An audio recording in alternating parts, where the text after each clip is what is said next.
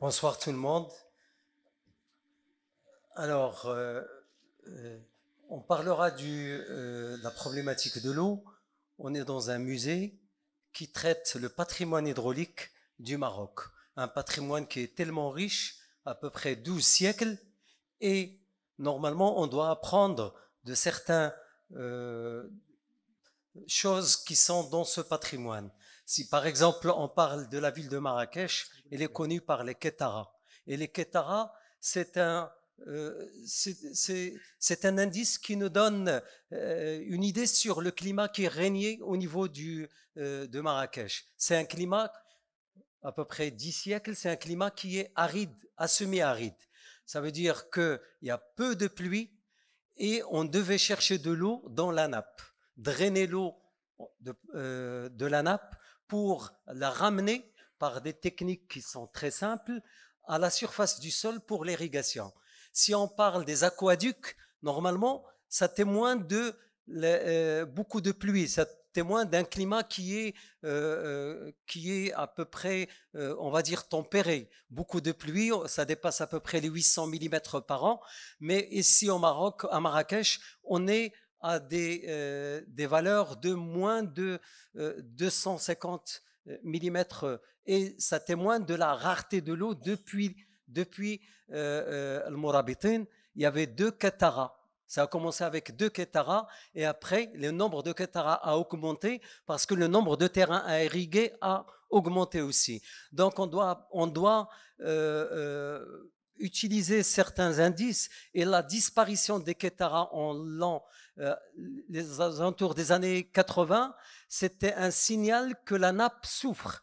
C'est-à-dire la nappe de l'Haouz souffrait à partir des années 80.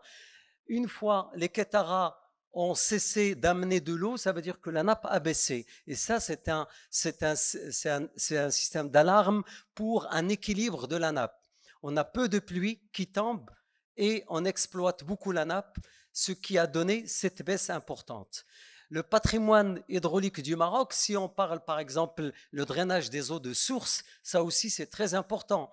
Dans le nord, les terrains sont, la plupart sont imperméables, il y a quelques formations qui sont aquifères et le drainage des eaux des sources dans la région de Tétouan, le système Skondo, il est basé il y a à peu près 600 ans sur le drainage de l'eau à partir des sources, des canalisations en poterie qui arrivent dans une ville qui est sur une montagne et comment on fait remonter de l'eau sur ces montagnes. Donc ce sont des calculs de charges qui sont très importantes. Nos ancêtres, ils ont su trouver des solutions pour résoudre cette problématique de l'eau. Donc nos jeunes, nous, on a le musée, il transmet un message à la jeunesse. Tout à l'heure, j'étais en train de travailler sur les statistiques de cette année 2022. Sur les 9 mois, on a à peu près 20 000 visiteurs. Sur les 20 000 visiteurs, on a à peu près 10 400 élèves et étudiants. Plus de 50% de visiteurs du musée que des jeunes. Donc, on leur montre cette problématique de l'eau. On partage avec eux cette problématique qui est, ces dernières années, c'est vrai, il ne pleut pas, mais c'est le problème on parle des changements climatiques, mais la problématique importante, c'est qu'on a une persistance d'années de sécheresse. 2019, 2020, 2021 et 2022, ce sont à peu près 3 années de sécheresse successive. Cette année, c'est une année où on a même pas 30% de pluie qui tombe sur Marrakech. Donc, il y a des problèmes qui vont s'accentuer avec le temps. On doit chercher des solutions. Et je vous donne un dernier exemple, les bassins souterrains de Sidi Bou Atman, à peu près à 30 km de la ville de Marrakech, des bassins qui sont construits à peu près il y a 800 ans. Ce sont des bassins de stockage de l'eau. Ils ont ils ont construit un petit barrage et drainé l'eau de ce barrage vers des bassins souterrains. C'est Al-Mourabitin qui ont réalisé ça. Parce que pendant l'été, il n'y a pas de pluie qui tombe. C'est un climat qui règne dans la région de Marrakech et le sud du Maroc. Euh, ces solutions, on devra chercher des solutions comme ça. C'est vrai, les grands projets du Maroc, on les connaît.